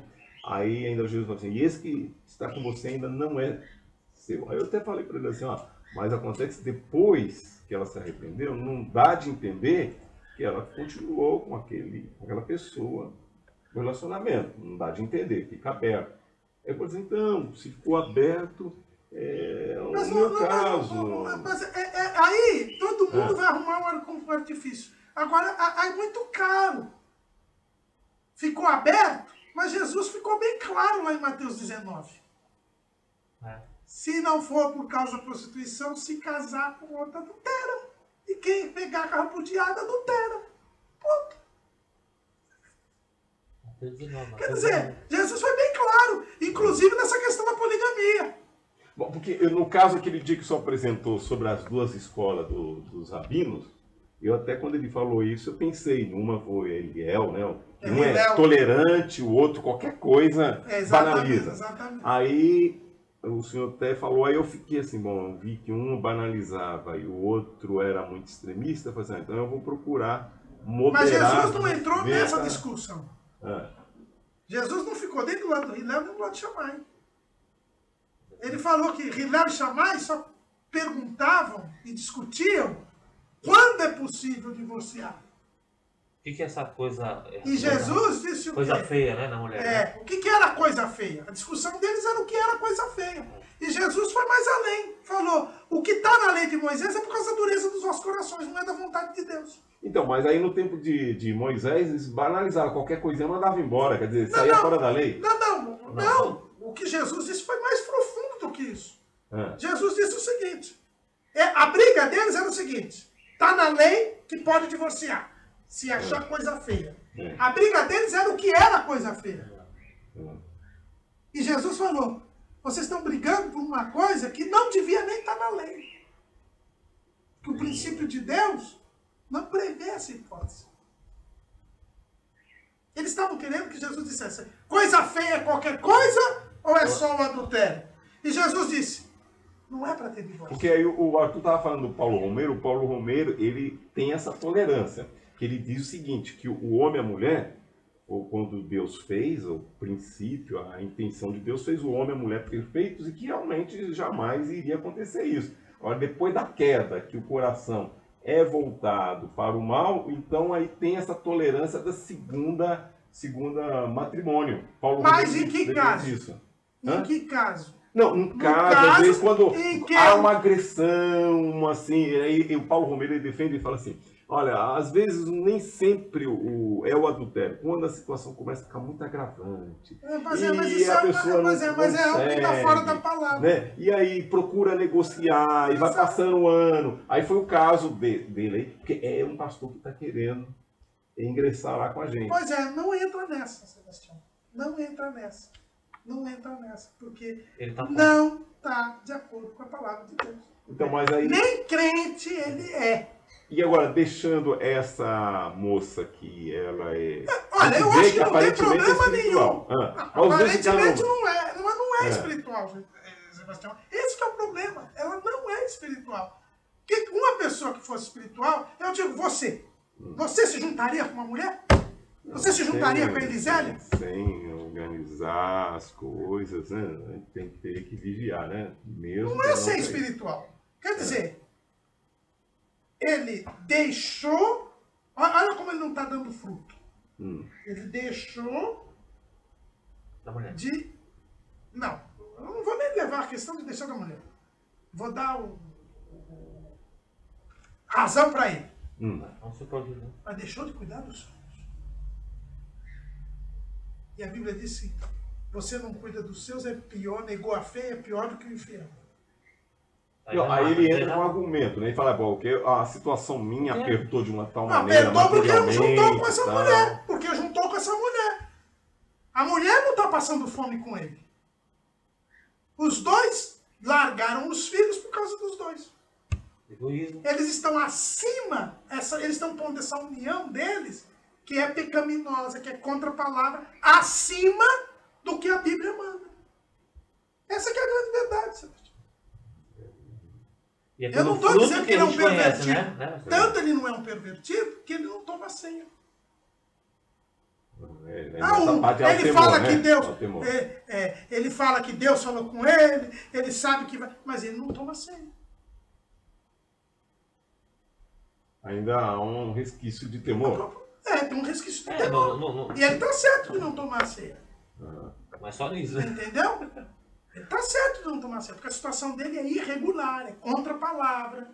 Quer dizer, ele não serve nem para ser crente em comunhão na sua igreja, porque ele não pode estar em comunhão na sua igreja. Que dirá para ser ministro. E eu vou dizer isso para você, porque teve um aluno, um ex-aluno nosso aí, até o Vitor estava falando, que está nesse problema. Ele abriu uma igreja e tal, e a gente até foi lá já um dia, lá quando estava começando o trabalho dele e tal. Aí veio um desse aí.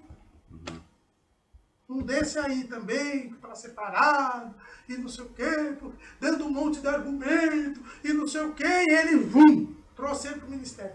Está dizimando a igreja dele. Já uma parte do povo já não aceitou, já foi embora. E a parte que ficou mesmo aceitando, ele está criando problema. E agora, sabe o que acabou acontecendo? Essa pessoa, até a própria mulher, largou dele. Desse irmão aí que abriu a igreja. É o fermento, né? Que levanta toda a massa. Um pouco de fermento. Entendeu? Eu sei disso. Você tem o lado pastoral. O lado pastoral é esse lado. Você não vai jogar fora. Você não vai dizer que ele é um perdido, que ele é um pervertido. Não vai bater a porta da igreja. Só que você tem que dizer para ele, é o que o Papa João Paulo II fala. Mas se deixar essa mulher dele que não tem uma saúde, agora que descobriu que ela não tem uma saúde devida, como que ela vai ficar? Essa agora. Eu acho o seguinte, eu acho que eu só diria para ele não largá-la se eles tivessem filhos. Não, eles estão sem filhos. Então eu tenho a impressão que ela está doente é por causa dele, não é por causa dele. Talvez se ele morresse, né? Eu acho o seguinte... Ela vem com aquele problema de doença, como nos ossos, assim, que sente muita dor. Osteoporose, isso aí. Não, é mais do que isso, é um outro que é uma espécie de reumatismo, uma coisa assim. É algo assim que não dá para ela trabalhar. Bom, não dá para ela trabalhar, ela vai tentar ter um benefício de INSS e tal. O que não está certo é ele sustentá-la e não sustentar os filhos. E os filhos também não podem trabalhar. É passível de cadeia, né, pastor? Não, e ele pode até ser preso. Você mesmo falou que ele vai ser preso. Vai escandalizar mais ainda. Né? Vai escandalizar mais ainda. Eu acho o seguinte. É o que a Bíblia diz. Lembra de onde caíste. É o que a Bíblia diz. Quer dizer, ele gosta dela, acha que vai ser... Então vamos fazer o seguinte, vamos regularizar a situação. Não está regularizado. Então vamos separar e vamos deixar Deus tomar uma atitude. Vamos deixar Deus tomar uma atitude. Deus, se é da vontade de Deus que eles se unam, Deus vai fazer com que eles se unam de acordo com a palavra. Agora, uma coisa é ele ter juntado com ela, ela ter juntado com ele, aí larga os filhos para lá, Deus quer isso. Quer dizer, não é que Deus quer. Movidos pela emoção, pela paixão, pela carne, e agora estão dizendo o seguinte, não, Deus vai me ajudar, desde que seja desse jeito. Tem aquela oração lá. Senhor, eu quero casar, desde que seja com a Maria. Vitória não. Aí não tem submissão nenhuma, né? Não é? Então, infelizmente, são coisas que... Não, tá indo bem, é aparentemente espiritual, eu não sei se é mulher samaritana. Isso não resolve o problema. É engraçado com o negócio Tá dessa certo? vida. Né? Não resolve o problema. É o que o Papa João Paulo II diz assim, você fica aí, vai aí sentando. Em outras palavras, ele até falou o seguinte, ó, você casou segunda vez, não pode comungar. Porque a palavra diz que você não pode comungar. Certo? Deus diz que você não pode comungar. Agora, vai ficando aí. Deus não está te jogando fora, não está te mandando embora, não manda você tomar nenhuma atitude irresponsável, mas você tem que esperar na misericórdia de Deus.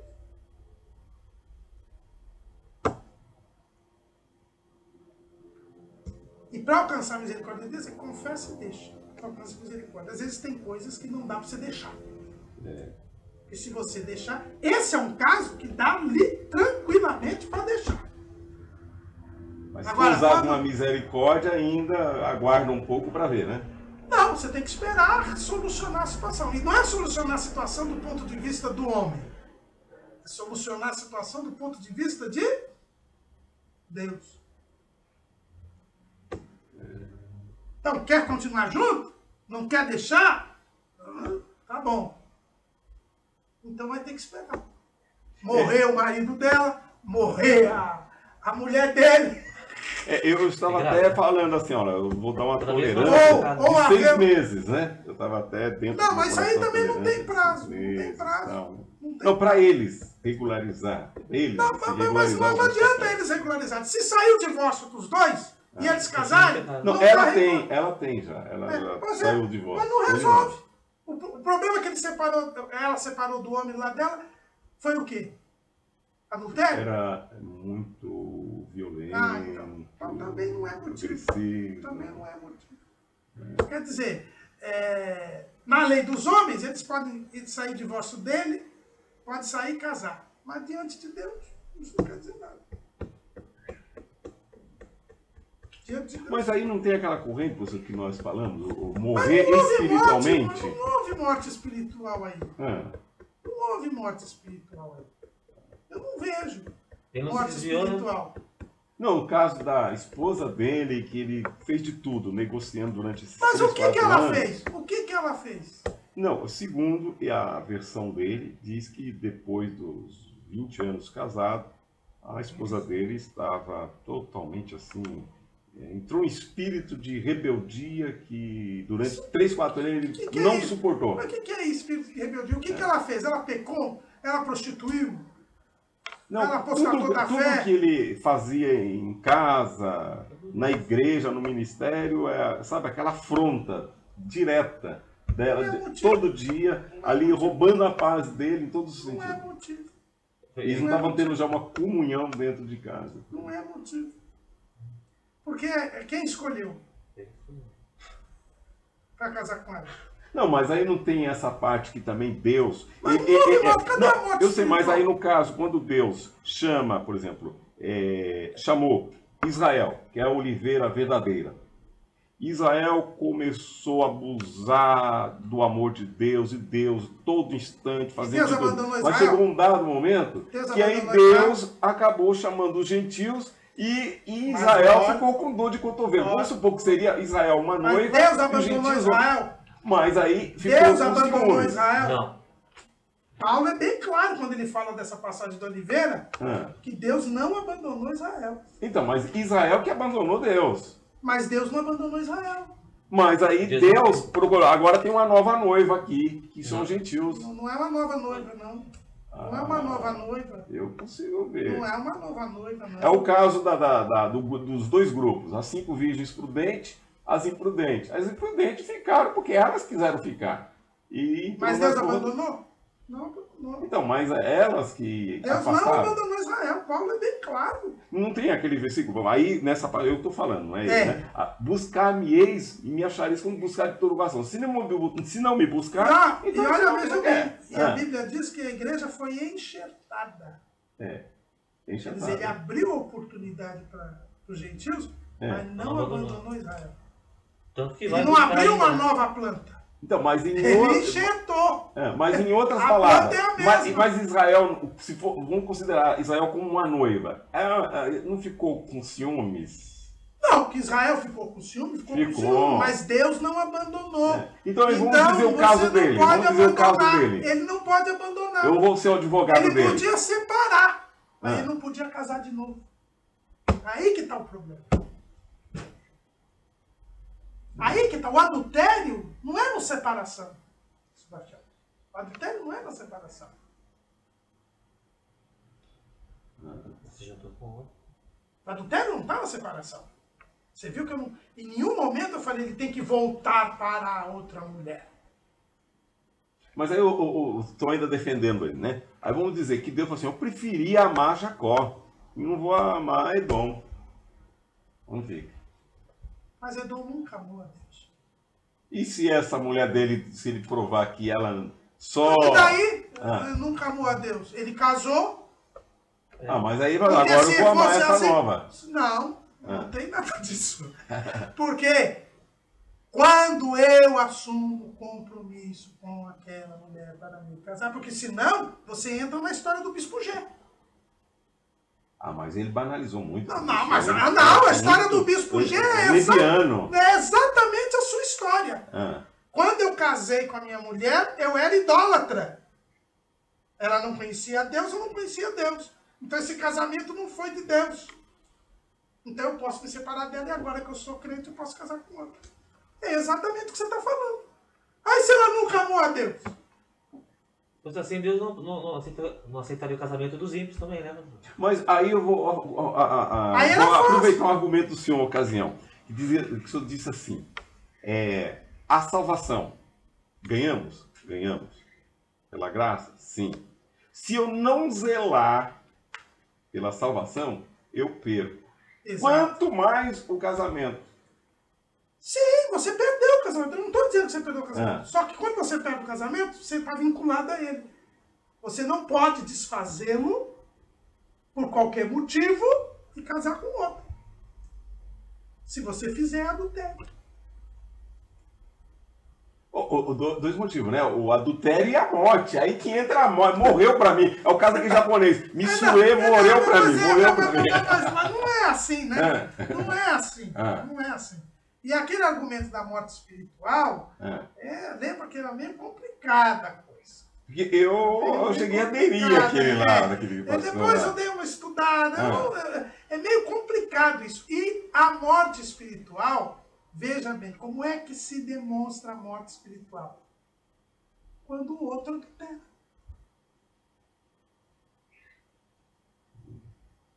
Entendeu? Por isso que eu perguntei. A mulher dele, que ele separou, casou com outro, juntou com outro. Aí está provada a morte espiritual. Ela foi abandonada, né? Entendeu? Ela foi abandonada. Mas ele disse que ela forçou. Aí é como ali Jesus, que estava no templo e os judeus forçaram para ele sair do templo. Eu não estou tirando a razão dele separar. A Bíblia não proíbe ninguém de separar. Proíbe de casar de novo.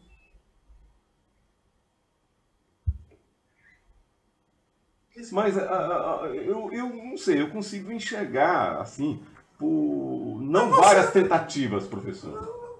Não tem jeito. Assim, é igual o caso do Eu entendo o seu lado pastoral.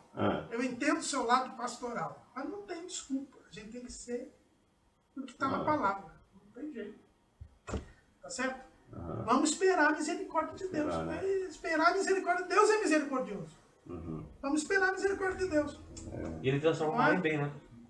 Agora, o irmão tem que ter fé. É verdade. Fé que não... Agora, tudo que você me falou mostra, primeiro, os argumentos dele não valem. Segundo, ele mesmo mostra que não tem comunhão e está certo. E terceiro, isso está trazendo o quê? Quer dizer, você não pode nem pôr como crente e nem muito menos como obreiro, porque amanhã mesmo ele vai ser preso. Como é que fica o escândalo na sua igreja? Cadê a visão? É uma situação difícil que só Jesus mesmo, é como você falou, né? Jesus resolve. A gente confia em Deus. Aí que é a fé. Confia em Deus, vai servindo a Deus, vai confiando em Deus e vai. Situação. Agora vamos voltar aqui pro. É a questão de agradar a Deus e fazer a coisa que é do agrado de Deus. Por quê? Olha o que disse Jesus ali em João 4, lá, a passagem da mulher samaritana. Eu ia ler essa mesmo. João 4 e 34. Jesus disse: a minha comida é fazer a vontade daquele que me enviou e realizar a sua obra. Vejam bem essas coisas. Fazer a vontade e realizar a obra. Não adianta só realizar a obra. Tem que fazer a vontade. E o que aconteceu aqui? É que o povo, Acabe, realizou a obra, mas não fizeram a vontade de Deus. E também, olha só, nesse versículo, fazer a segunda parte é possível sem fazer a primeira. Mas não dá para fazer a primeira sem fazer a segunda. Né? E é interessante, eu estou numa situação que careço de oração, porque se eu não simpatizasse, não gostasse dele, seria fácil eu chegar para ele. Ó, mas quando a gente gosta que é provado, a gente gosta dele. Mas aí que tá. Gostar é amar, é fazer de uma tal maneira que ele chegue ao céu. Você acoitar o pecado dele, você está levando ele à perdição. É verdade. Você não está demonstrando. A princípio parece que eu não estou gostando dele e aí estou prejudicando. Ao invés de mostrar o amor. É a questão do pai que disciplina o filho.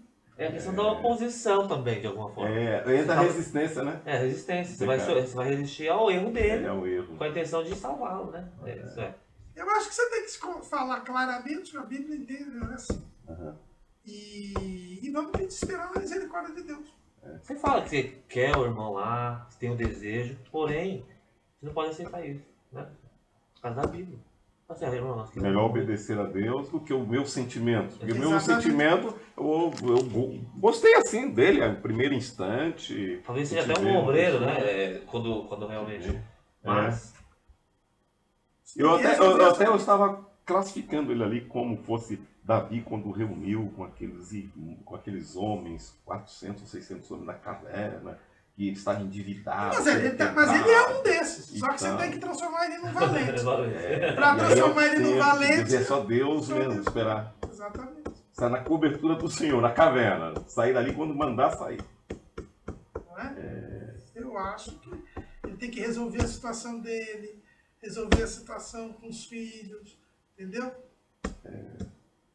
E você não vai obrigar ele a fazer nada.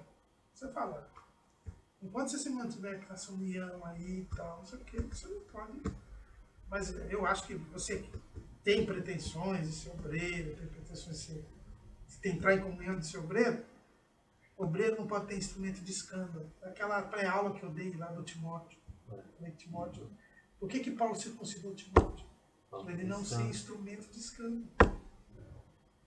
E Paulo ter circuncidado Timóteo, para ele era uma coisa extremamente ruim. Porque ele sempre dizia que não precisava circuncidar. Quantas vezes, até hoje tem gente que diz que Paulo se contradiz, porque circuncidou, dizia que não tinha que circuncidar e circuncidou Timóteo. Mas também porque ele considerava Timóteo como filho, já com Epafrodita e com Apolo, acho que não chegou. Apolo era grego, mas veja bem, qual era o grande ponto que criticavam Paulo, que os judaizantes criticavam Paulo, é que Paulo dizia que os crentes não precisavam se circuncidar. E ele mesmo circuncidou Timóteo. Quer dizer, ele engoliu tudo que ele disse unicamente para não causar escândalo. Ele se violentou nas suas convicções para não deixar que Timóteo fosse instrumento de escândalo. Mas a outro lado, Epafrodito chegou a ser também. Não, mas Epafrodito não era judeu. Timóteo era judeu. Timóteo era judeu. Para poder esse não é ter acesso a todo. Você poderia pensar, nós conversar com ele, falar do risco que ele corre de ser preso, por exemplo. Ele sabe desse risco, né? Que isso seria um escândalo. Não, mas aí o escândalo que eu estou dizendo é esse. Então, é dele ser preso. Aí você pergunta pra ele, e aí, o que eu faço se você for preso? Aí ele vai entender. Não só você. O que faz os novos convertidos aqui quando descobrirem que você, sendo obreiro aqui, foi preso? Por não ter cuidado dos filhos que Paulo escreve aqui. Pra ver se ele cai na real, né? Porque aí você, não é você que está falando, eu não quero você aqui. É ele entender. A própria mulher também pode ser presa. Já imaginou os dois serem presos? Já está na mesma situação dessa daí. Mesma situação. Depois você vai no canal lá, se liga. Certo? Olha. Não pode entrar numa dessas. O coração maior é Deus do que o nosso coração. Temos que vigiar o coração, tem que vigiar, porque, olha... Então, esse moço aqui foi. E o Acabe, o que ele acabou com essa contemporização? Você vai morrer no lugar do rei da Síria. Você devia ter matado o rei da Síria. Mas já que você não matou, você que vai morrer no lugar do rei da Síria. E foi exatamente isso que aconteceu. Exatamente isso que aconteceu, como a gente vai ver mais para frente. O Saul deveria ter matado também a Agag, né? Exato, o Agag. Ele foi indignado. Né? E qual foi o resultado de Agag? Ele ficou desgostoso e indignado. Quer dizer, ele não se arrependeu. Ele não confessou o seu erro, não pediu perdão a Deus. Quer dizer, era um homem de dura serviço, um apóstolo. Alguém que não queria ouvir a voz de Deus. Eu pensei que a gente fosse acabar o Acabe hoje, mas não acabou ainda hoje. Pastor, a gente continua na próxima aula. Vamos orar para terminar, depois a gente continua.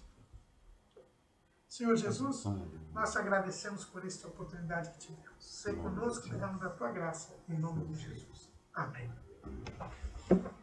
Pode continuar. Só porque a aula senão vai ficar muito comprida.